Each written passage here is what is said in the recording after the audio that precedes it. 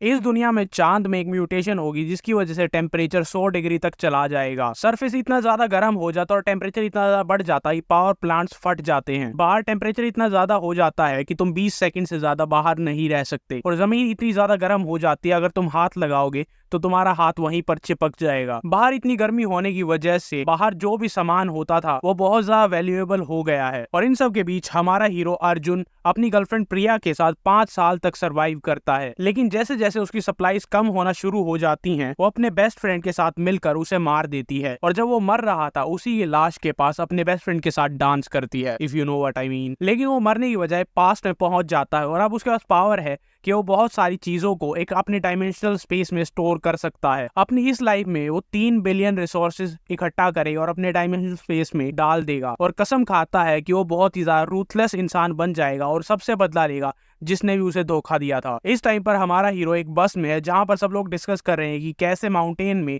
Volcano की वजह से बहुत सारे लोग मारे गए हैं और इसी वजह से उनके शहर को खाली करवाया जा रहा है। उस बस में जो पिंक ड्रेस में एक लड़की बैठी थी वो कहती है कि सब कुछ इतनी जल्दी हुआ कि मुझे कुछ खरीदने का टाइम भी नहीं मिला। उसके साथ जो लड़का बैठा था वो कहता है कि हमारे पूरे शहर में ऐसा ही हुआ कि सारी सप्लाईज अपने आप गायब होती जा रही हैं। उसके पास जो गंजा इंसान बैठा था वो कहता है कि हमारे शहर की लेक का पानी भी गायब हो गया है और तो और हमारे शहर में जो सबसे बड़ा वेयर हाउस था उसकी सारी चीजें 1 सेकंड में गायब हो गई थी। वो लड़की हैरान होती है और कहती है कि ये सारी चीजें बिलियंस की होंगी। और इस टाइम पर हमारा हीरो जो उसके पीछे बैठा था वो कहता है बिलियंस नहीं ट्रिलियंस में। और इतनी सारी चीजों का गायब होना प्लस जो नेचुरल डिजास्टर लगातार होते जा रहे हैं हम संभल कर रहे हैं वही हमारे लिए अच्छा होगा। वो लड़की पीछे मुड़ती है और कहती है क्या ये सच में दुनिया का अंत होगा? और लड़का खुश होकर कहता है कि मैं तो बहुत एक्साइटेड हूँ, आखिरकार दुनिया खत्म होने के बाद सब लोग बराबर हो जाएंगे और सबको इक्वली ट्रीट किया जाएगा। लेकिन हमारा हीरो सोचता है कि जैसे जैसे दुनिया खत्म होने की तरफ जाएगी इनक्वालिटी बढ़ती ही जाएगी। दुनिया तबाह होने के बाद भी एक भी दिन ऐसा नहीं जब सबको इक्वली ट्रीट किया गया था। आखिरकार उसने खुद सब कुछ ये सब देखा था और अपनी पिछली लाइफ में वो बस एक ऑर्डिनरी सा डिलीवरी गाय था जब तक कि अपोकलिप्स नहीं आया था। हीट वेव्स अर्थ को हिट करती हैं, जमीन के नीचे टेक्टोनिक प्लेट्स मूव करती हैं और जमीन के नीचे जो मॉन्स्टर छुपे हुए थे वो बाहर आकर ऊपर सबको खाने लग जाते हैं और कुछ ही पलों में पूरी दुनिया बदल जाती है। जहाँ पर नई जमीन होती है वहीं पर नया कानून होता है और वहाँ का कानून था जिसके पास खाना और रिसोर्सेज होंगे वो वहां पर सबसे ज्यादा पावरफुल होगा। सिर्फ कुछ इंस्टेंट नूडल्स मैगीज भी लाखों के बराबर थी और वो इंसान को कुछ भी करने के लिए मजबूर कर सकती थी। कोई भी छोटी सी चीज तुम्हें कुछ भी दिला सकती थी, इंसान कुछ भी करने के लिए तैयार थे। और ये सब कुछ होने के बाद अब वो दोबारा से जन्म लेकर इस धरती पर आया है 1 महीना पहले। वो पिंक ड्रेस में लड़की उसके पास आती है और उससे फ्लर्ट करने लगती है और कहती है कि मुझे बहुत ज्यादा डर लग रहा है। वो उसे शांत होने के लिए कहता है और वहां से चला जाता है। कहता है मुझे और भी बहुत सारे काम है। आखिरकार एक सुंदर लड़की से इंपॉर्टेंट और क्या हो सकता है अपोकलिप्स के लिए सप्लाईज जमा करना। अपनी पिछली लाइफ में उसने सारा टाइम सप्लाईज को ढूंढते हुए बिता दिया था, लेकिन इस बार वो पहले से तैयारी करके रखेगा। और इस टाइम पे उस वेयर हाउस में जाता है जहाँ पर वो काम करता था और उसका बॉस कहता है कि तुम लेट हो, तुम्हारी सैलरी कटेगी। वो कहता है सॉरी और कोई बात नहीं, तुम मेरी सैलरी काट सकते हो। और वो याद करता है कि पिछले अपोकलिप्स में ये बॉस यहाँ से सारा सामान लेकर भाग गया था और इसी वजह से इस जन्म में ये सारी चीजें मैं अपने लिए ले लूंगा। जैसे ही वो उस वेयर हाउस में एंटर करता है एक सिस्टम ओपन होता है जो अपने आसपास की सारी चीजों को कैलकुलेट करने लगता है कि वहां पर क्या क्या है और उस सारे सामान को उसके डायमेंशनल स्पेस में भेज देता है। 10,000 स्क्वायर मीटर का ये वेयर हाउस बस 1 ही सेकंड में खाली हो जाता है। इस स्पेस एबिलिटी से वो आसपास की लेक को भी खाली कर रहा था और वो सारे रिसोर्सेज जो कि ग्लोबल हीट में तबाह होने वाले हैं। आखिरकार पोस्ट अपोकलिप्स में मैगी इतनी इंपॉर्टेंट थी तो सोचो असली खाना कितना ज्यादा वैल्यूएबल होगा। उसके डायमेंशनल स्पेस में टाइम रुक जाता है तो वो वहां पर जो चाहे वो स्टोर कर सकता है। आखिरकार वो कभी खराब नहीं होगा और फाइनली उसके पास खाने के लिए अच्छी चीजें होंगी। उसके सामने एक स्क्रीन आती जो उसे दिखाती उसने क्या क्या रिसोर्सेज स्टोर किए हैं और ये सब देखने के बाद वो खुश होता है, सोचता है कि मैं फाइनली प्रिपेयर्ड हूँ इन सारी चीजों के लिए। उसी के वेयर हाउस में काम करने वाले 3 और एम्प्लॉय और उसका बॉस वहां पर आते हैं और देखते कि पूरा वेयर हाउस खाली हो चुका है। वो शॉक हो जाते और उससे पूछते ये सारा सामान कहाँ गया? और अर्जुन उसे कहता है ये सारा सामान मैंने अपने लिए ले लिया है। उन्हें नहीं पता था उसने ये कैसे किया, लेकिन उनका बॉस फिर भी उन्हें ऑर्डर देता है कि उसे जाओ पकड़ो। लेकिन जैसे ही वो उसे पकड़ने के लिए जाते हैं वो एक कदम पीछे लेता और हवा में गायब हो जाता है। वो लोग हैरान हो जाते हैं कि एक इंसान हवा में कैसे गायब हो सकता है और वो उस बिल्डिंग से 3 मीटर दूर उस बिल्डिंग के बाहर जंप करके आ जाता है। ये उसकी दूसरी एबिलिटी है स्पेस जंप। इसकी मदद से वो कहीं भी एक पोर्टल को ओपन करके 3 मीटर दूर दूसरा पोर्टल ओपन कर सकता है जहाँ से वो निकल सकता है। इसकी मदद से वो बड़ी आसानी से सामान को चोरी कर सकता है, सामान को खरीद सकता है और वहां से बिना किसी मुसीबत के निकल सकता है। इसके बाद वो अपनी यूनिफॉर्म हवा में फेंकता है ये कहते हुए कि मैं रिजाइन करता हूँ। तभी उसका फोन वाइब्रेट वेट करता है जिसमें नोटिफिकेशन आई थी गवर्नमेंट की तरफ से कि यहाँ पर बहुत सारी अननेचुरल चीजें हो रही हैं जिसकी वजह से कोई डिजास्टर हो सकता है, तो सभी सिविलियंस को बहुत ध्यान से रहना हो क्योंकि कभी भी कुछ भी हो सकता है। और ये देखकर अर्जुन हैरान हो जाता है क्योंकि अभी तक कुछ शुरू नहीं हुआ था, लेकिन तब भी गवर्नमेंट ये सब कुछ कह रही है। क्या उन्हें पहले से पता था कि ये होने वाला है? तभी उसके पास फोन आता है जो कि उसकी गर्लफ्रेंड प्रिया का था, जो उसे डांट रही होती है। ना फोन उठाते ही वो हेलो बोलती, ना हाय बोलती है, बस चिल्लाने लग जाती है कि तुम्हारी हिम्मत कैसी हुई, तुमने अपने घर को बेच दिया। तुम्हें क्या लगता है अगर तुम घर को बेच दोगे तो मैं तुम्हारे साथ रहूंगी? मुझे वो नहीं चाहिए, लेकिन फिर भी मैं औरत हूं। अगर मुझे तुमसे शादी करनी है तो तुम्हारे पास कुछ तो होना चाहिए। अगर तुम मुझसे शादी करना चाहते हो और मुझे सिक्योर फील करवाना चाहते हो तो उस घर को मेरे नाम पर कर दो, तभी मैं तुमसे शादी करूंगी। अर्जुन कहता है तुम्हारे पास और कुछ है कहने के लिए? और ये सुनकर वो कहती है ये किस तरह का एटीट्यूड है? अगर तुम मुझसे शादी करना चाहते हो तो वो सारे पेपर्स मेरे नाम पर कर दो, अगर नहीं तो मुझसे बात करने की सोचना भी मत। अर्जुन बिना कुछ कहे बिना कुछ सुने फोन काट देता है क्योंकि उसे याद आता है कि अपोकलिप्स में 5 साल तक वो हर रोज जाता था और सप्लाईज लेकर आता था, लेकिन 5 साल बाद जब वो घर पर आया वो बहुत ज्यादा सप्लाईज नहीं लेकर आ पाया और उन्होंने पीछे से उस पर हमला कर दिया था, बस ये जानने के लिए कि कहीं वो कुछ छुपा तो नहीं रहा है। और उसके मरने के बाद वो दोनों उसी की डेड बॉडी के पास डांस करते हैं। और तो और उसकी गर्लफ्रेंड ये भी कहती है कि अर्जुन एक लूजर था, इसी वजह से वो मारा गया, लेकिन तुम बहुत ही पावरफुल हो, इसी वजह से तुम मेरे साथ हो। अर्जुन मन ही मन सोचता कि मैं बहुत बड़ा बेवकूफ था कि इतने लंबे टाइम तक मैंने उन दोनों पर यकीन किया, लेकिन अब मुझे सब कुछ पता है और इस जिंदगी में उन्हें सारा हिसाब बराबर करना होगा। मैं प्रिया और करण दोनों से बदला लूंगा और इतनी जल्दी तो मैं उन्हें मरने भी नहीं दूंगा।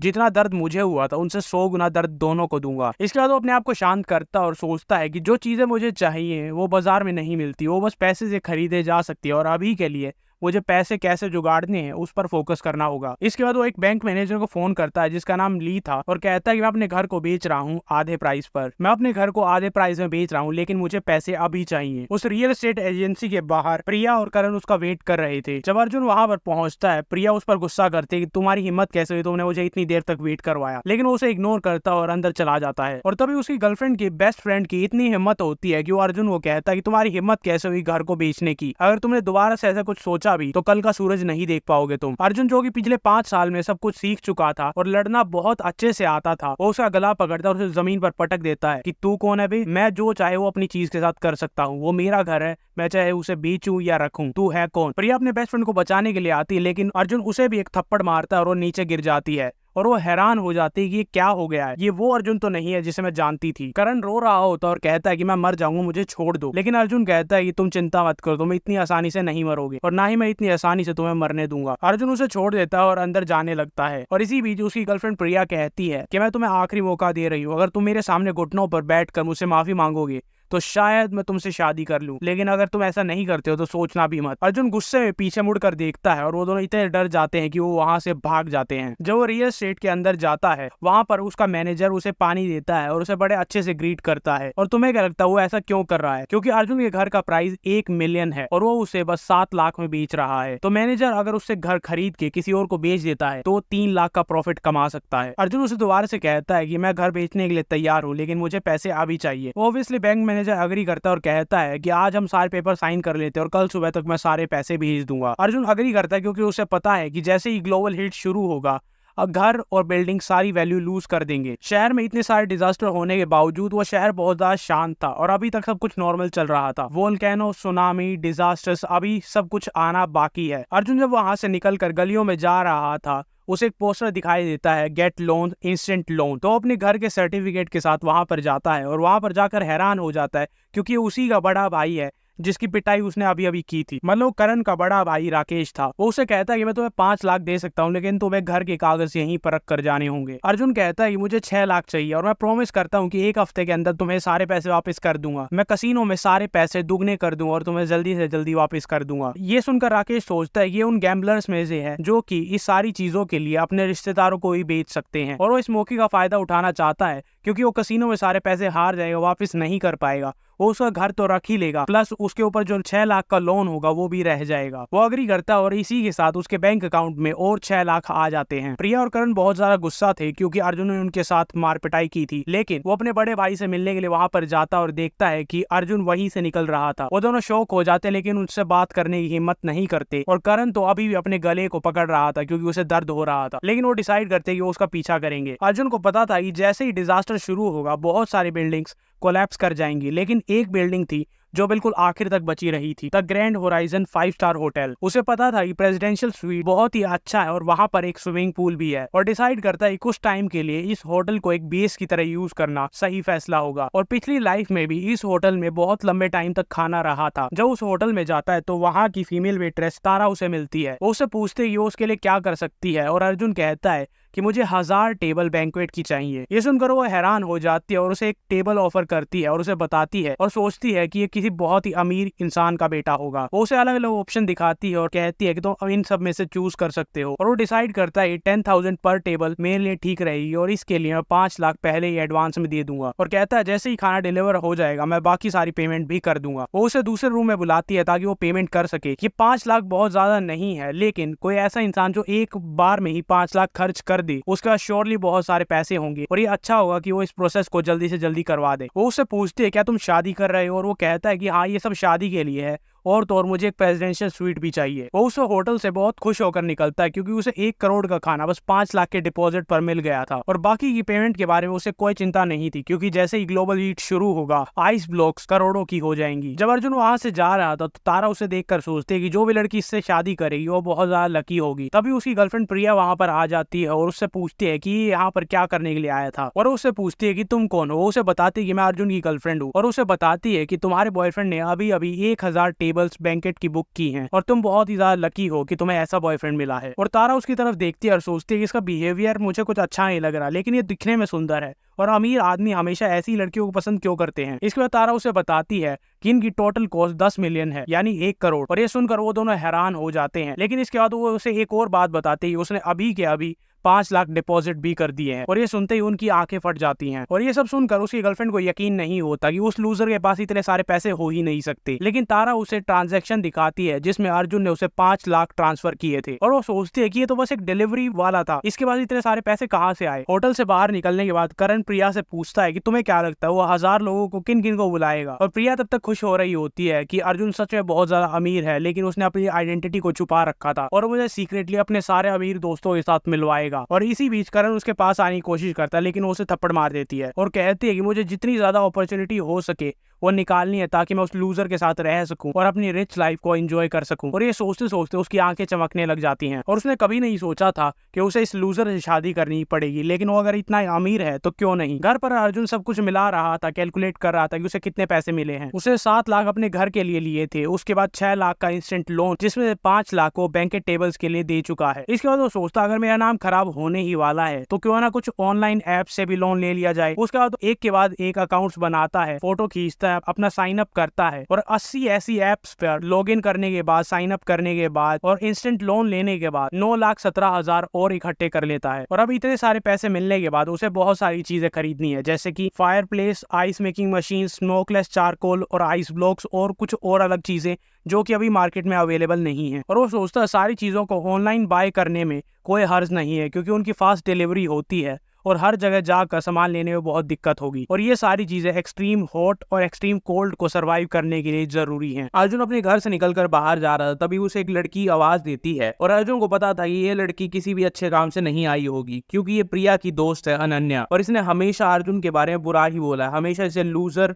और कायर ही बोला है। वो इसे कहती है कि प्रिया तुम्हें मिस कर रही है, और ये सुनकर अर्जुन कहता है मुझे मिस कर रही है, तुम्हारा मतलब मेरे घर को मिस कर रही है। ये सुनने के बाद वो प्रिया के पास जाती है और कहती है वो बहुत ज्यादा उदास है, शायद उससे तुम्हारे बिहेवियर से बहुत ज्यादा दिक्कत हुई है। तभी प्रिया भागते हुए उसके पास जाती है और कहती है क्या मैं तुम्हारे साथ एक वॉक पर चल सकती हूँ, अगर मेरे बिहेवियर ने तुम्हें परेशान किया हो तो सॉरी। लेकिन अर्जुन उसकी बात नहीं सुनता, उसे इग्नोर करके आगे चला जाता है। और ये देखकर प्रिया गुस्सा हो जाती है और इरिटेट होने लगती है क्योंकि इसका बिहेवियर बहुत ज्यादा चेंज हो गया है और ये बहुत ज्यादा एरोगेंट हो गया है। तभी वो टैक्सी लेकर आगे चला जाता है और प्रिया ये उसे बताती है। फिर वो दोनों भी टैक्सी लेकर उसका पीछा करती है देखने के लिए कि वो कहां पर जा रहा है। अर्जुन एक आइस फैक्ट्री में जाता है, वहां का मैनेजर उसे वेलकम करता है। तभी अर्जुन पूछता है कि 2000 टन एडिबल आइस तैयार है या नहीं है, और वो कहता है कि हमारी फैक्ट्री बहुत बड़ी और बहुत टाइम से डिलीवरी करती है, तुम्हें कुछ छोटा सा अमाउंट डिपॉजिट करना होगा और बाकी सारा काम डिलीवर होने के बाद। और अर्जुन वही खड़े खड़े ही उसे 1 लाख ट्रांसफर कर देता है। ये देखकर बैंक मैनेजर खुश हो जाता है और उसे पूछता है कि ये तुम क्यों कर रहे हो, क्या तुम कोई इवेंट प्लान कर रहे हो। अर्जुन अपनी कैब में बैठने वाला था और वो कहता है कि ये बस चैरिटी के लिए है। इसके बाद बैंक मैनेजर कहता है कि अगर तुम्हें दोबारा से कोई इवेंट करवाना हो तो प्लीज मुझे कॉन्टेक्ट करना और प्राइस नेगोशिएबल है। अर्जुन वहां से चला जाता है, तभी वहां पर एक और टैक्सी आती है। मैनेजर एक्साइटेड हो जाता है कि शायद कोई और क्लाइंट हो सकता है, लेकिन वहां पर प्रिया और उसकी दोस्त आई थी। उससे पूछती है कि जो लड़का यहाँ पर अभी अभी आया था वो यहाँ पर क्या करने के लिए आया था। और ये सुनकर वो मैनेजर परेशान हो जाता है, क्या ये डिटेक्टिव खेल रही है।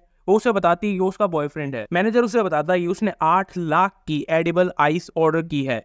और ये सुनते ही वो और ज्यादा हैरान हो जाती है कि 8 लाख की। वो उससे पूछती है क्या उसने ऐसा कुछ बताया था, ये इसका क्या करने वाला है। और मैनेजर याद करता है और बताता है कि ये एक चैरिटी इवेंट के लिए है। और उन्हें कुछ भी समझ नहीं आता कि अभी तक वो सोच रहे थे कि शादी के लिए है, लेकिन चैरिटी इवेंट। और दूसरी तरफ अर्जुन शहर के सबसे महंगे रेस्टोरेंट में जाता है, क्योंकि पिछली लाइफ में वो गरीब था और अब उसके पास पैसे हैं, तो क्यों ना खाने का मजा लिया जाए, क्योंकि कुछ दिन बाद ये सब कुछ तबाह हो जाएगा। वो वहां पर जाता है और मेन्यू देखता है। वहां पर लास्ट डिश थी, वो सबसे महंगी डिश थी 17,000 की। वो वेट्रेस से पूछता है कि ये क्या है, और वो उसे बताते हैं ये हमारे शेफ की स्पेशलिटी है। और वो उसी डिश को ऑर्डर कर देता है। इसी बीच वो सोच रहा होता है कि पिछली लाइफ में बहुत सारे मॉन्स्टर आ गए थे और लोगों को लग रहा था कि ये कुछ अजीब सी म्यूटेशन हो रही है, लेकिन ऐसा नहीं था। सभी जानवर बस सरवाइव करने के लिए म्यूटेट कर रहे थे, जो कि हमेशा से एवोल्यूशन में होता आया है। और शायद इंसान भी इसी तरीके से इवॉल्व करना शुरू कर देंगे। तभी वहां पर एक लड़की आती है जिसके पिंक कलर के बाल थे, और उसे देखकर अर्जुन हैरान हो जाता है, क्योंकि पिछली लाइफ में ये लड़की हेल्थ शेफ के नाम से फेमस हुई थी। इसके पास ऐसी पावर थी जिससे वो किसी भी चीज के लिए अच्छा खाना बना सकती थी। और वो ज्यादातर जो क्रीचर्स म्यूटेट हो चुके थे उनसे खाना बनाती थी, और वो हमेशा किसी ना किसी को मार ही देते थे, लेकिन वो इतना टेस्टी होता था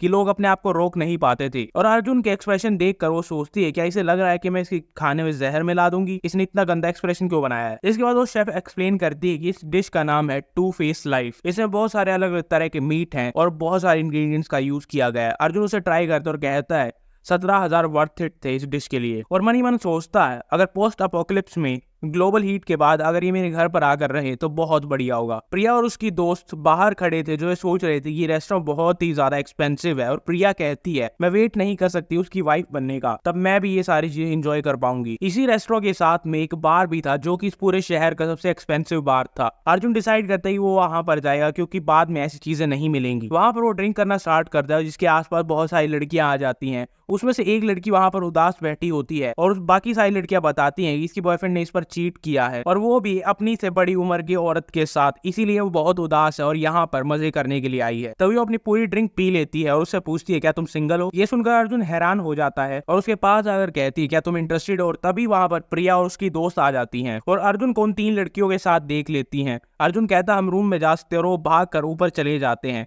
प्रिया और उसकी दोस्त उसे फॉलो करती है। रूम में जाने के बाद वो उसके माथे पर उंगली मारता और कहता है कि तुम बहुत ज्यादा ड्रंक हो, अपने घर पर ही रहना और बहुत सारा खाना जमा कर लो, तुम्हें काम आएगा। और तभी वो वहां से चला जाता है। ऐसे ही अर्जुन उस लड़की को रूम में छोड़कर बाहर आता है। वो सोचता है कि ऐसा चांस बहुत कम मिलता है और कितनी बुरी बात है मुझे छोड़ना पड़ रहा है, लेकिन जब तक ये दोनों यहाँ पर हैं मुझे कोई चांस नहीं मिलेगा। प्रिया और उसकी दोस्त हर दरवाजे पर जाकर देख रही है कि अंदर रूम में कौन है, लेकिन अर्जुन वहां पर अपने स्पेशल जंप की मदद से आसानी से निकल जाता है। इसके बाद हमें दिखाया जाता है अगले दिन अर्जुन ने एक वेयर हाउस बुक किया था, जहां पर चारकोल फैक्ट्री से, आइस फैक्ट्री से, बैंक्वेट से सब वहां पर आए हुए थे डिलीवरी के लिए। ये देखकर करण हैरान हो जाता है कि इसने इतना बड़ा वेयर हाउस सिर्फ डिलीवरी के लिए बुक किया है। और अब तो प्रिया भी कंफ्यूज थी कि ये सब हो क्या रहा है। तभी प्रिया की दोस्त अनन्या कहती है देखो वहां पर सारे बैंकेट टेबल्स लग रहे हैं, क्या ऐसा हो सकता है कि जब यहाँ पर सब कुछ सेट हो जाएगा तभी यहाँ पर बहुत सारे अमीर गेस्ट आएंगे और वो अनाउंस करेगा कि वो तुमसे प्यार करता है और तुमसे शादी करना चाहता है। वो ये सब सुनकर खुश होती है और अपने आप को बहुत बड़ा समझने लगती है और कहती है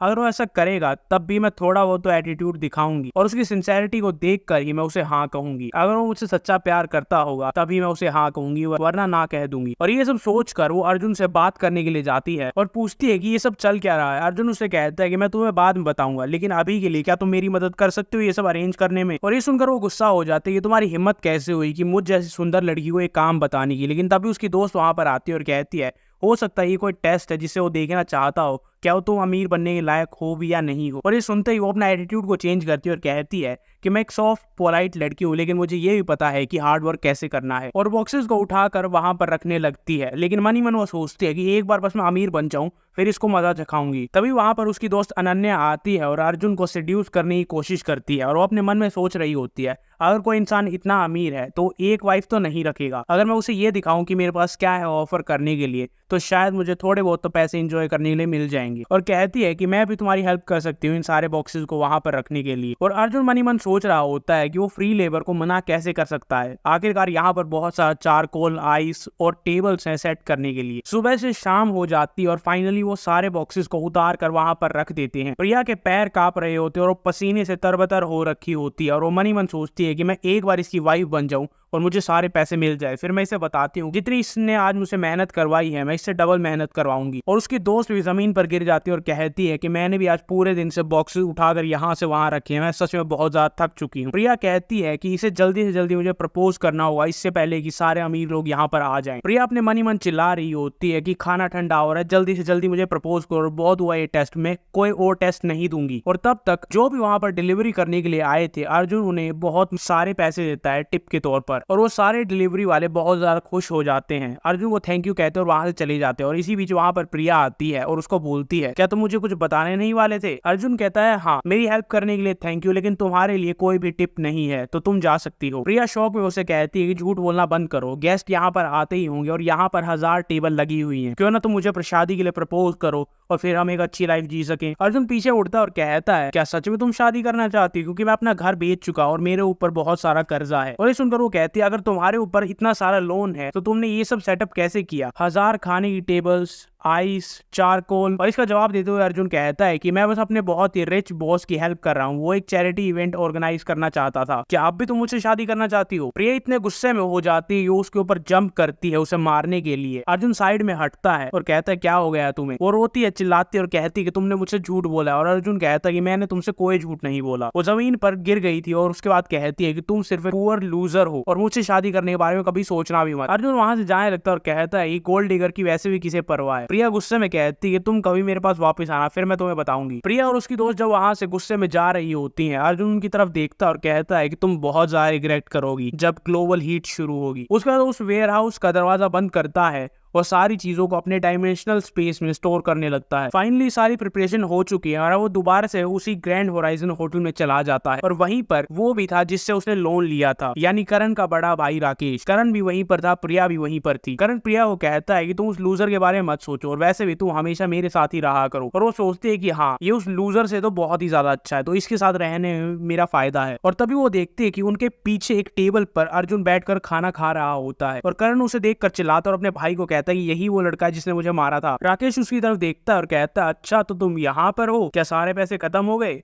तभी उसका छोटा भाई उससे पूछता है क्या तुम इसे जानते हो? राकेश कहता है कि इसने मुझसे 6 लाख उधार पर लिए थे और कल की डेट है जब ये मुझे वापस करेगा। और ये सुनकर करण बहुत ज्यादा खुश होता है और कहता है कि हम दोनों चीजों को सेटल कर सकते हैं, इससे पैसे भी ले लेंगे और इसने मुझे जो मारा था उसका भी बदला ले लेंगे। प्रिया और उसकी दोस्त सोचते हैं कि सच में हमने इस लूजर से छुटकारा पाकर बहुत अच्छा किया, मैं सोच भी कैसे रही थी कि मैं इससे शादी करूंगी। तभी राकेश उससे पूछता है कल तुम्हें पैसे देने हैं, आज तुम यहाँ पर इतने महंगे होटल में क्या कर रहे हो? क्या तुम्हारे पास सारे पैसे हैं? और तभी करण पीछे से चिल्लाता है कि भाई इससे बात ही मत करो, इसने मुझे मारा था, सीधा इसे मारते हैं। और तभी वहां पर होटल की वेट्रेस सारा आ जाती है और उससे पूछते हैं कि यहाँ पर क्या चल रहा है और कोई लड़ाई ना करे। राकेश वेट्रेस को कहता है कि अगर तुम इस लड़की को इस होटल से बाहर फेंक दोगे तो हमें कोई दिक्कत नहीं होगी। और तारा अर्जुन की तरफ मुड़ती है और उससे पूछती है कि क्या हो रहा है और वो कहता है कुछ ये कीड़े मकोड़े मुझे परेशान कर रहे हैं। और तभी राकेश गुस्से में उसकी टेबल पर स्लैम करता है और कहता है कि मैं सिर्फ इसलिए शांत था क्योंकि तुम्हें कल पैसे देने थे। और तभी उसके पीछे से एक आदमी आता है जिसका नाम है रवि, वो शैडो क्रू गैंग का लीडर है। और वो पीछे से राकेश को कहता है कि तुम्हें किसने परमिशन दी यहाँ पर शोर मचाने की? राकेश उसकी तरफ देखता और उसे पता था कि एक बिजनेसमैन है लेकिन ये अंडरवर्ल्ड में भी शामिल है और इसके नीचे बहुत सारे लोग काम करते हैं, तो इससे पंगा लेना ठीक नहीं होगा। वो उसे बताता है कि आज मेरी यहाँ पर एक मीटिंग है जिसकी वजह से मैं यहाँ पर आया हूँ, लेकिन मैं कोई भी मुसीबत क्रिएट करने के लिए यहाँ पर नहीं आया हूँ। अर्जुन भी इसे रिकॉग्नाइज करता है क्योंकि पिछले लाइफ में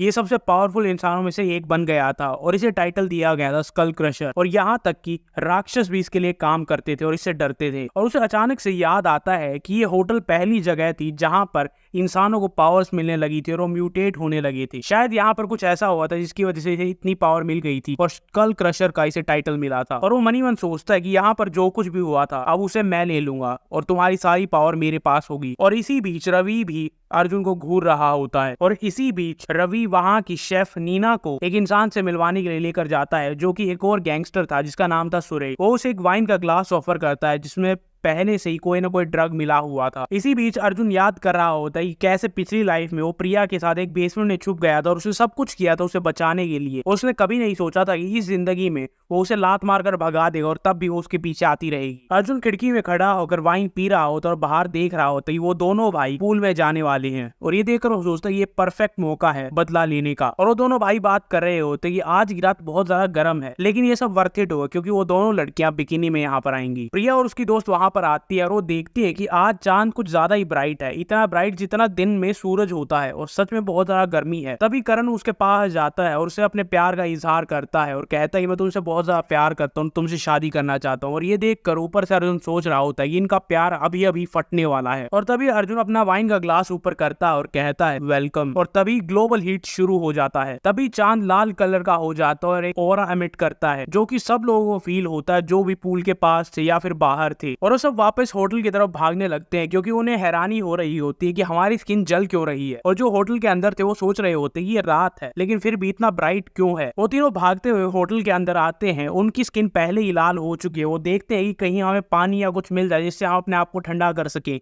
वहां पर एक फिश एक्वेरियम था। वो तीनों जाते हैं और उसमें जंप कर देते हैं। वो तीनों पानी में कूदकर अपने आप को ठंडा करते हैं। और तभी उसके आसपास के लोग कहते हैं कि राकेश कहाँ पर है। और तभी करण चिल्लाता है कि भाई कहाँ गया। और तभी राकेश बाहर से आता है जिसकी स्किन बहुत बुरी तरीके से जल चुकी है। और उस रूम में जहाँ पर शेफ नीना गई थी वहां पर सुरेश उससे पूछ रहा होता है कि तुम ड्रिंक क्यों नहीं पी रही हो। रवि उसे कहता है कि हमने एक बैंकेट तैयार किया है, वहां पर बहुत अच्छा खाना है, क्यों ना हम वहां पर जाएं। सुरेश उसे मना करता है और कहता है कि इस शहर में मैं अगर किसी को ड्रिंक दूं तो वो मना नहीं कर सकता, उसे पीना ही पड़ता है। और नीना सुनकर ये बहुत ज्यादा गुस्सा होती है क्योंकि उसे लगता है कि रवि ने उसे सेटअप किया और यहाँ पर फंसा दिया है। उसके मन में चल रहा होता है कि रवि अपना स्टेटस बढ़ाने के लिए इसने मुझे इसे ऑफर कर दिया। और वो सुरेश को बहुत अच्छे से जानती थी, इस शहर में कोई भी ऐसा नहीं है जो उसके खिलाफ जाने की हिम्मत करे और उसने बहुत सारी औरतों को परेशान किया है। और आज पूरे चांसेस हैं कि वो उसका शिकार बन जाएगी। और उसे पक्का पता है कि इस वाइन में कुछ ना कुछ तो मिला हुआ है। वो इस ड्रिंक को पी नहीं सकती लेकिन फिर भी वो कर क्या सकती है, क्या वो उसे मना कर देगी। जब वो ये सोच रही होती है वो क्या करे तभी वहां पर मून में म्यूटेशन शुरू होती है और वो सब जलने लगते हैं। तभी वो कर्टेन्स को आगे लगा देते ताकि वो देख सके कि यहाँ पर हो क्या रहा है। तभी सुरेश कहता है कि हमें नीचे जाकर देखना चाहिए कि यहाँ पर हो क्या रहा है। और इसी बीच नीना बच जाती है। होटल की लॉबी में तारा सबको बता रही होती है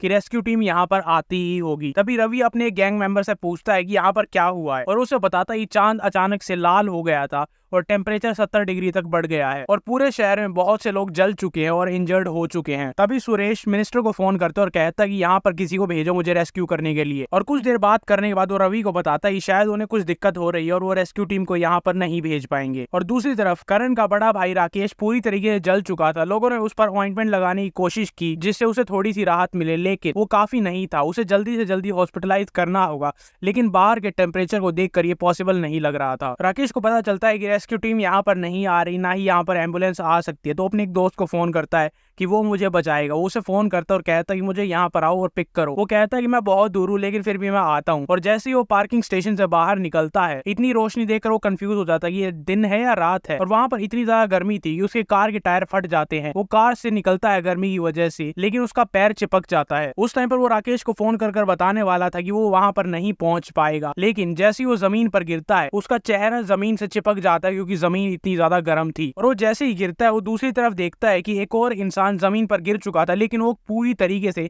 जल चुका था। वहां पर गर्मी इतनी ज्यादा हो चुकी थी कि खाल पिघल रही थी। वो उसी से डर जाता और उठने की कोशिश करता और ये रियलाइज नहीं करता है कि उसका चेहरा पहले ही जमीन पर चिपक चुका था। और दूसरी तरफ फोन में जब होटल में ये सारी बातें सुनाई देती हैं, वो उन्हें चिल्लाता हुआ सुनाई देता है, तो बहुत ज्यादा डर जाते हैं कि इतनी ज्यादा गर्मी हो रही कि कोई पिघल रहा है। जब ये सब कुछ हो रहा था पूरा शहर इस गर्मी से परेशान था, सब लोग मर रहे थे। गवर्नमेंट अनाउंसमेंट कर रही थी कि टेम्परेचर 75 डिग्री तक पहुंच चुका है। तब भी हमारी कहानी का हीरो अर्जुन अपने रूम में बड़े आराम से कंट्रोल टेम्परेचर में सो रहा था। कुछ देर बाद गवर्नमेंट दोबारा से अनाउंसमेंट करती है कि टेम्परेचर 100 डिग्री तक पहुंच चुका है और सब लोग अपने घर के अंदर ही रहे। और इतनी ज्यादा गर्मी की वजह से पावर प्लांट और कम्युनिकेशन डिवाइस सब कुछ फट जाते हैं, जिसकी वजह से वो किसी को भी कॉन्टेक्ट नहीं कर पाते। और पावर प्लांट फटने की वजह से कहीं पर भी बिजली नहीं होती। इसी बीच प्रिया और उसकी दोस्त कंप्लेन कर रही होती हैं कि हमें इस रूम में नहीं रहना, यहाँ पर आदमी आदमी। और तभी सारी लाइट चली जाती है और उसी के साथ एसी जो चल रहा था वो भी चला जाता है। गर्मी की वजह से सारे आदमी अपनी अपनी टी शर्ट उतारने लगते हैं क्योंकि वो गर्मी से पागल हो रहे थे। और इसी बीच प्रिया को याद आता है कि अर्जुन के रूम में एक स्विमिंग पूल है और दूसरी तरफ हमें दिखाया जाता है कि अर्जुन उसी स्विमिंग पूल में स्विमिंग कर रहा था और वो पानी भी बिल्कुल ठंडा था। उसे पहले ही पता था कि बिजली यहाँ से चली जाएगी क्योंकि पावर प्लांट्स फट जाएंगे और इसी वजह से उसने ये स्वीट बुक किया था जिसमें एक स्विमिंग पूल था। इसके साथ उसने बहुत सारे वर्टिकल एयर कंडीशनर खरीदे थे और साथ में बैटरीज जो उन्हें चलाने के लिए जरूरी थी। वहाँ का टेम्परेचर बहुत ज्यादा कंट्रोल्ड था और ठंडा था, लेकिन फिर भी वो कहता है कि अभी यहाँ पर किस चीज की कमी है, बर्फ की। वो अपनी डायमेंशन से थोड़ी बर्फ निकालता है और उसके बाद कहता है कि अब ठीक है और उसके बाद अपने सोफे पर आराम से बैठ जाता है। इसके बाद वो सोचता है कि अपोकलिप्स का पहला दिन है तो आज थोड़ा सा लाइट ब्रेकफास्ट होना चाहिए, लेकिन फिर भी वो वहाँ पर ढेर सारा खाना निकाल लेता है जो कि बिल्कुल फ्रेश होता है। और खाना खाते वक्त वो सोचता है कि मुझे पावर्स गेन करने का मौका कब मिलेगा। और तभी कोई उसके रूम पर आता है और दरवाजा नॉक करने लगता है और बाहर से आवाज आती है कि हमें पता है कि तुम अंदर हो, जल्दी दरवाजा खोलो। अर्जुन को पता था कि उसके पास टेलीपोर्ट होने की पावर है, प्लस उसने जो तैयारियां की थी उसकी वजह से उसे डरने की कोई जरूरत नहीं है, लेकिन फिर भी वो गुस्से की वजह से दरवाजा खोलता है। और जैसे ही वो दरवाजा खोलता है बाहर खड़े सभी लोगों को ठंडी हवा महसूस होती है और उन्हें थोड़ी सी शांति मिलती है क्योंकि बाहर इतनी गर्मी थी और उसका रूम इतना ठंडा था। राकेश उससे पूछता है हर जगह बिजली चली गई है लेकिन तुम्हारा रूम इतना ठंडा कैसे है। उसके बाद करण देखता है और सबको चिल्लाकर बताता है इसके रूम में एसी है, बर्फ है, स्विमिंग पूल है और अच्छा खाना भी है। और तभी प्रिया चिल्लाने लग जाती है और कहती है कि हम बाहर इतनी गर्मी में मर रहे हैं, तुम्हारी हिम्मत कैसे हुई हमें वहां पर बाहर छोड़ने की और तुम यहाँ पर लग्जरी में जी रहे हो। तभी राकेश दरवाजे को खोलकर अंदर जाने लगता है और कहता है कि तुमने मुझसे जो लोन लिया था वो चुकाने की बारी है, तो जल्दी करो, ये रूम खाली करो, अब से ये मेरा है। और जैसे ही वो एक कदम अंदर रखता है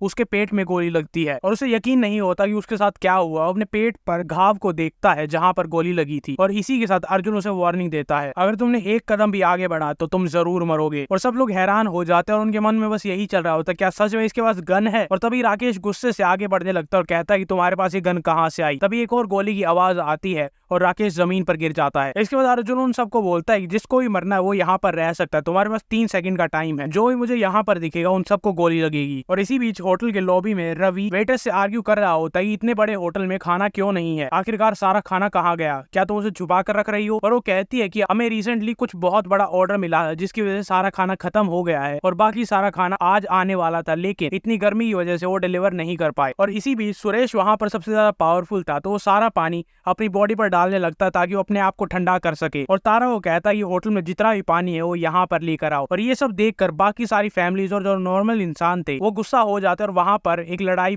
शुरू हो जाती है कि ये पानी को क्यों वेस्ट कर रहा है। अभी उन सब के पीछे से राकेश आता है जिसके पेट में 2 गोलियां लग चुकी थी। वो सबको बताता है कि इसको गोली लगी है, इसे गोली लगी है। वो वहां पर आकर जमीन पर बैठ जाता है जिसे देखकर रवि कहता है क्या इस होटल में किसी इंसान के पास गन है। और इस टाइम तक प्रिया बहुत ज्यादा गुस्सा थी क्योंकि अर्जुन ने उसे रूम में आने नहीं दिया था। और वो सबको बताती है कि अर्जुन के रूम में स्विमिंग पूल है, आइस है, एयर कंडीशनिंग है और तो और अच्छा खाना भी है। सब लोग उसे घेर लेते हैं और उससे पूछते हैं क्या तुम सच बोल रही हो। और वो कहती है चलो ऊपर चलते हैं। सब लोग उसके पीछे पीछे वहां पर जाने लगते हैं और रवि भी अपने एक गुंडे को कहता है कि तुम भी वहां पर जाओ और देख कर आओ कि क्या हो रहा है। सब लोग वहां पर पहुंच जाते हैं। अर्जुन एक बार फिर से दरवाजे को खोलता है और सबको ठंडी हवा महसूस होती है और उन्हें ऐसे लगता है जैसे इस दरवाजे के पार जन्नत हो। और वो फिर से इरिटेट होकर पूछता है क्या तुम्हें कोई काम है। और बाहर खड़े सारे लोग कहते हैं कि तुम्हें बूढ़े और बच्चों को अंदर आने देना चाहिए, आखिरकार ये एक इमरजेंसी है और तुम्हें सारी चीजों को शेयर करना चाहिए, हमें भी अंदर आने दो। वहीं पर दरवाजे के सामने एक मोटा सा बच्चा खड़ा था जिसे उसके रूम में फ्राइड चिकन दिखता है। वो उसे उठाने के लिए अंदर जाता है लेकिन उसके पेट पर एक लात पड़ती है और वो दूर तक उड़ता हुआ जाता है और ये लात अर्जुन ने मारी थी। अर्जुन बिल्कुल कोल्ड वॉइस में कहता है कि अपने बच्चे का ध्यान रखो और उसे थोड़ी तमीज सिखाओ वरना मैं सिखा दूंगा। और सब लोग ये देखकर गुस्सा हो जाते हैं कि तुम्हारी हिम्मत कैसे हुई एक बच्चे को मारने के लिए, तुम सच में एक शैतान हो, तो ये सारी चीजें डिजर्व नहीं करते। वो सब अंदर आने लगते हैं लेकिन तभी अर्जुन एक गोली चलाता है जो कि सबसे पीछे खड़े बंदे माथे में लगती है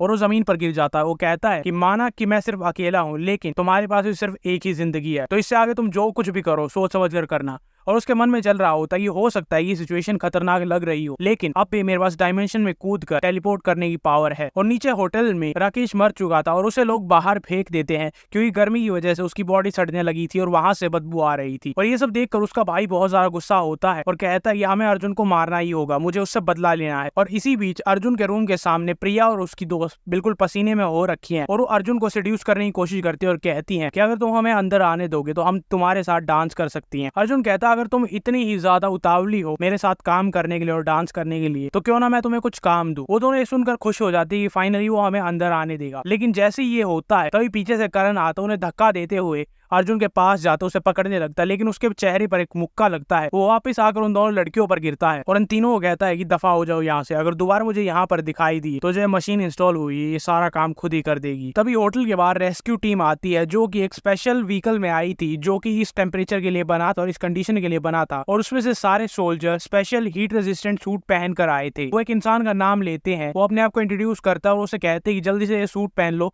और हमारे साथ चलो। इसी बीच सुरेश सामने आता और कहता है कि मुझे भी साथ ले चलो, और वो सोल्जर्स की तरफ जाने लगता है। तभी एक सोल्जर उसका हाथ पकड़ता है और मोड़ देता है और कहता है रेस्क्यू ऑपरेशन में बीच में मुसीबत खड़ी मत करो, बाकी सब के लिए रेस्क्यू ऑपरेशन आज रात 12 बजे होगा। और ये सुनकर सारे लोग खुश हो जाते हैं और वो सोचते हैं कि गवर्नमेंट ने हमें अबैंडन नहीं किया है। सुरेश गैंग लीडर रवि को कहता है कि कुछ तो करो, लेकिन उसकी तरफ इतनी सारी गन पॉइंट हो रखी थी कि वो भी कुछ नहीं कर सकता था। तभी प्रिया वहां पर आती है और एक सोल्जर का हाथ पकड़कर कहती है कि यहाँ पर एक किलर है जिसने यहाँ पर पहले ही 2 लोगों को मार चुका है, और अगर तुम हमें यहाँ पर छोड़कर जाओगे तो हम सबको मार देगा। उनमें से एक सोल्जर जिसका नाम फैंग था वो अपना सूट उतारता और कहता है मैं एक बार देख कर आता हूँ यहाँ पर चल क्या रहा है। उसका साथी उसे कहता है कि ज्यादा इंपल्सिव डिसीजन मत लेना और किसी खतरे में मत पड़ जाना। वो गन लेकर धीरे धीरे ऊपर जाता है चेक करने के लिए कि ऊपर है कौन, और प्रिया नीचे खड़ी होकर एक डेविल की तरह सोच रही थी कि ये परफेक्ट मौका उसे मरवाने का, और जब वो मर जाएगा तो उसके रूम की सारी चीजें वो अपने लिए ले लेगी। फैंग बहुत धीरे से ऊपर जा रहा था हर कोने को देखते हुए कि कोई यहाँ पर है तो नहीं। तभी वो एक कोने में नोटिस करता है कि वहां पर कैमरा है। तभी वो दरवाजे की तरफ देखता है, दरवाजा खुलता है और वहां से एक फ्लैश बैंग आता है, और वो जैसे ही फटता है वहां पर बहुत तेज रोशनी आती है और उसे कुछ दिखाई नहीं देता। और तभी वहां पर स्लीपिंग गैस आती है जिसकी वजह से वो सो जाता है। अर्जुन पीछे से आता है और उसके सर पर वार करता है, और जैसे उसकी आंख खुलती है वो एक चेयर से बंधा हुआ था, और वो देखता है ये कमरा इतना ठंडा कैसे है, और उसके सामने अर्जुन खड़ा था जो कि उसका आईडी कार्ड पढ़ रहा था। तुम स्पेशल टीम से हो और तुम्हारा नाम है फैंग। फैंग अपनी आंखें खोलता है और ये देख कर अर्जुन कहता है तुम जाग चुके, चलो बात करते हैं। उससे पूछता है कि तुम हो कौन, कहाँ से आए हो, तुम्हारे पास इतनी सारी बर्फ और इतनी सारी चीजें कैसे हैं, और तुम्हारे पास ये गन कहाँ से आई। अर्जुन कहता है मैं बस एक नॉर्मल सा लड़का हूँ जो अभी अभी ग्रेजुएट हुआ है, और जहाँ तक इन गन्स की बात है तो ये मिडिल ईस्ट पे एक ट्रिप पे गया था, मुझे वहां पर मिले थे। अर्जुन उससे पूछता है क्या गवर्नमेंट ने रेस्क्यू पॉइंट कल के लिए रखा है, और ये सुनकर वो हैरान हो जाता है कि इसे ये सारी इन्फॉर्मेशन कैसे पता है।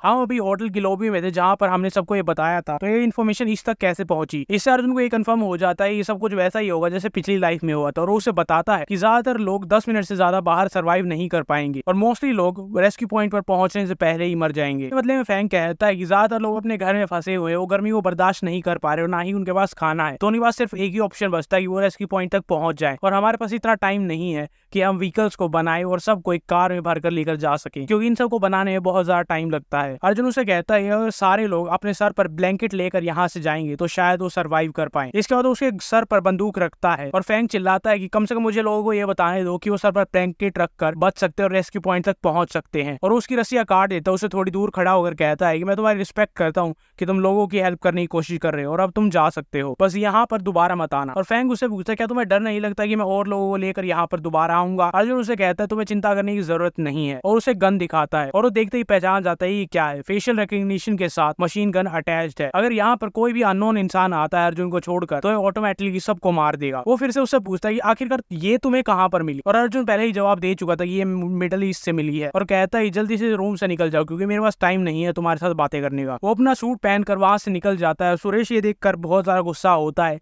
कि आर्मी वाले भी इससे नहीं निपट पाए। इसी के साथ वो गैंग लीडर रवि को थप्पड़ मारता और कहता है कि तुम भी नाकारा हो, तुम भी कुछ नहीं कर सकते। और उसका जूनियर उससे पूछता है कि बॉस हम कब तक इसे बर्दाश्त करेंगे, और वो कहता है कि जब तक हम रेस्क्यू नहीं हो जाते इसके खिलाफ जाना अच्छा नहीं होगा, क्योंकि हमें रेस्क्यू होने के लिए कनेक्शंस की जरूरत है और यही मोटा हमारे लिए सबसे बड़ा कनेक्शन है। तभी वहां पर अर्जुन आता और उन्हें कहता है कि इतने मुश्किल टाइम में भी तुम दोबारा स्टेबिलिटी लाने की कोशिश कर रहे हो। ये देखकर उसका गुंडा गुस्सा हो जाता है, लेकिन वो उसे रोकता है, और रवि उससे पूछता है कि तुम यहाँ पर क्यों आए हो, और अर्जुन उसे बताता है कि मैं यहाँ पर नेगोशिएट करने आया, और उसके बाद उसे एक बाल्टी दिखाता है जिसमें एडिबल आइस थी। ये देखते ही उसका गुंडा सोचता है बॉस क्यों ना हम इसे मार दो और इसके रूम में जो भी चीजें हैं वो सारी चीजें ले ले। लेकिन तभी अर्जुन गन निकालता और वो ये इस आइडिया को वहीं पर ड्रॉप कर देता है। रवि कहता है क्यों ना हम बिजनेस के बारे में बात करें, और अर्जुन उसे वो आइस दे देता है, और वो जब खाते हैं तो उन्हें रियलाइज होता है कि ये बर्फ कितनी ज्यादा टेस्टी है। और बर्फ खाने के बाद रवि को भी लगता है क्यों ना हम इसे मार दें और इसकी सारी चीजें खुद ले लें, लेकिन वो वेट करता है कि पहले हम इसकी डिमांड सुन लें, इसकी कंडीशन पूरी कर ले, मौका आने पर इसे मार देंगे। लेकिन तभी वहां पर सुरेश आता है और रवि के पेट में लात मारता और कहता है तुमने उसे बर्फ छुपा कर रखी थी, आज के बाद अगर और कोई सामान छुपा कर रखोगे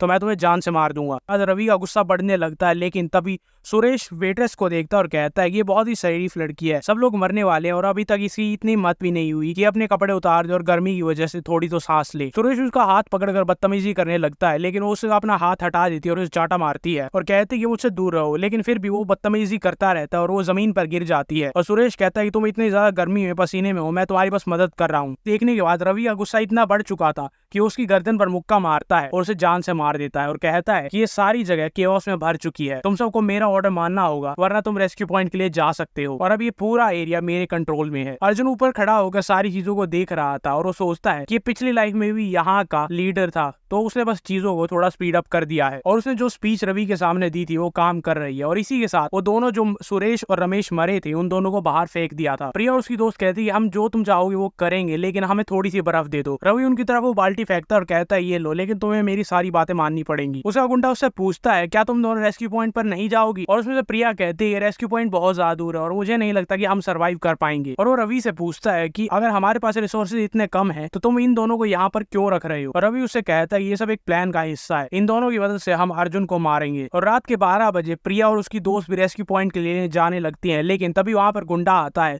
और उनके हाथ से वो ब्लैंकेट खींच लेता है और कहता है कि तुम कहाँ जा रही हो, तुमने हमसे आइस क्यूब ली थी, अब तुम्हें यहीं पर रहना पड़ेगा और हमारी सारी बातें माननी पड़ेंगी। और जो लोग वहां पर नहीं रहना चाहते थे और रवि जिनको रिसोर्सेज प्रोवाइड नहीं कर रहा था वो रेस्क्यू पॉइंट के लिए निकल जाते हैं। उन्हें जितना लगा था जमीन उससे भी ज्यादा गर्म है और ये रात के 12 बजे हुए हैं, लेकिन तब भी वहां पर बहुत ज्यादा गर्मी है और अपने पैरों को गर्मी से बचाने के लिए वो लकड़ी का इस्तेमाल कर रहे थे, जिसकी वजह से उनका चलना मुश्किल हो रहा था, जिसकी वजह से एक और इंसान नीचे गिर जाता है। और जैसे ही वो जमीन पर गिरता है उसका चेहरा उसका हाथ जमीन पर चिपक जाता है और बाकी सारे लोग उसे वहीं पर मरने के लिए छोड़कर आगे निकल जाते हैं। अर्जुन अब भी बालकनी में खड़ा होकर सारी चीजें देख रहा था और वो रिमेम्बर करता है कि पिछली लाइफ में जब वो रेस्क्यू पॉइंट के लिए गया था तो ऑलमोस्ट इस वॉक पर मर गया था। तभी रमेश और सुरेश की बॉडी जो बाहर पड़ी थी उनकी एकदम से आंखें खुलती और उनकी आंख बिल्कुल लाल हो चुकी हैं। और दूसरी तरफ वो गुंडा प्रिया और उसकी दोस्त को परेशान कर रहा था, कह रहा था तुम इस रूम में जाओ, तुम्हें क्या दिक्कत है। लेकिन तभी वहां पर वो दोनों चबी गए आ जाते हैं और उनकी पूरी बॉडी लाल हो चुकी थी, उनकी आंखें लाल थी और वो पहले ही मर चुके थे, जिसे देखकर उन सबको लगता है कि ये सारे ज़ॉम्बीज हैं, क्या अगर हमें ये काटेंगे तो हम भी ज़ॉम्बीज बन जाएंगे। तभी गैंग लीडर रवि करण को उठाता है और उसके भाई के आगे अड़ा देता है और जैसे वो उसे टच करता है उसकी कमर जलने लग जाती है क्योंकि उसकी बॉडी इतनी ज्यादा गर्म हो चुकी थी। और तभी वहां पर अर्जुन आता है एक ब्लेड के साथ और कहता है ये सब लोग साइड हट जाओ। और अभी ये देखकर हैरान हो जाता है कि तुम इन सब के साथ खुद डील करना चाहते हो। अर्जुन पागल नहीं था, उसे पता था कि ये ज़ॉम्बीज नहीं है और इनके काटने से किसी को कोई वायरस नहीं फैलेगा। लेकिन जब ये ऐसी स्टेट में आते हैं तो इन्हें अपने पास्ट मेमोरी कुछ ना कुछ याद रहती है, जिसकी वजह से वो वहीं पर खड़ा रहता है और सुरेश जिसको रवि ने मारा था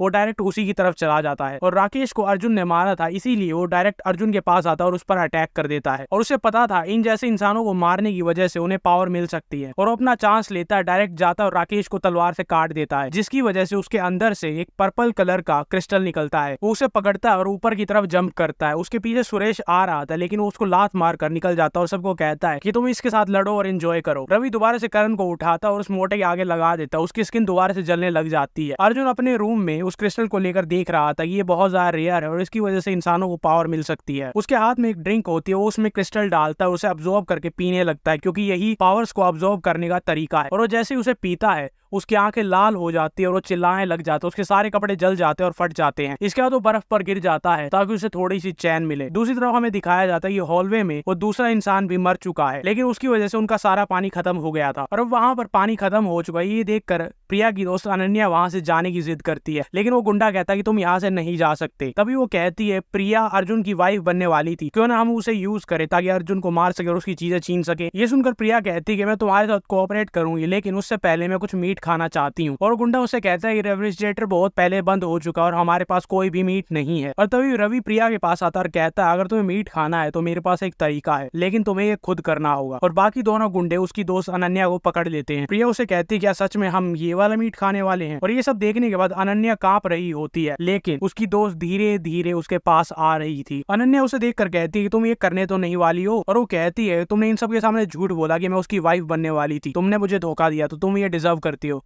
और वो बिना किसी हेजिटेशन की 3 बार उसे मारती है और वो जमीन पर गिर जाती है। वो गुंडे भी ये देखकर हैरान थे कि इसने बिना किसी झिझक के अपनी ही दोस्त को इतनी बेरहमी से मार दिया। और वो कहती है कि अगर मुझे प्यास लगेगी तो मैं अर्जुन को मारकर उसका खून पी जाऊंगी। और दूसरा गुंडा रवि से पूछता है क्या हम सच में इसे खाने वाले हैं, और वो कहता है कि जल्दी करो वरना इसका मीट सूख जाएगा। दूसरी तरफ अर्जुन रूम में यहाँ से वहां कूद रहा था, अपनी पावर्स को टेस्ट कर रहा था।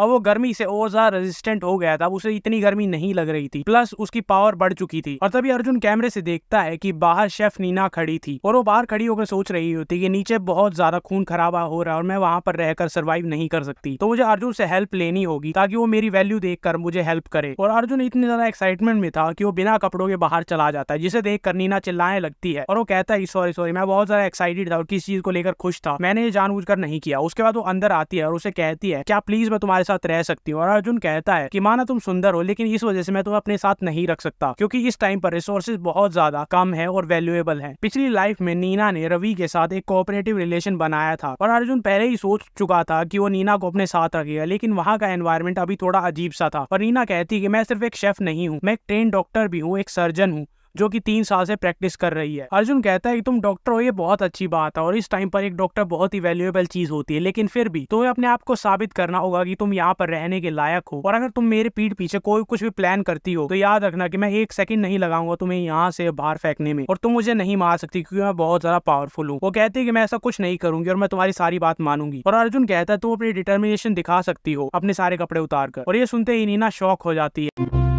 टमाटर बड़े मजेदार, वाह टमाटर बड़े मजेदार। और तभी नीना कहती है कि वीडियो को लाइक करो और चैनल को सब्सक्राइब करो और इस वीडियो को अपने दोस्तों के साथ शेयर करो। आगे की स्टोरी देखने के लिए लाइक शेयर एंड सब्सक्राइब।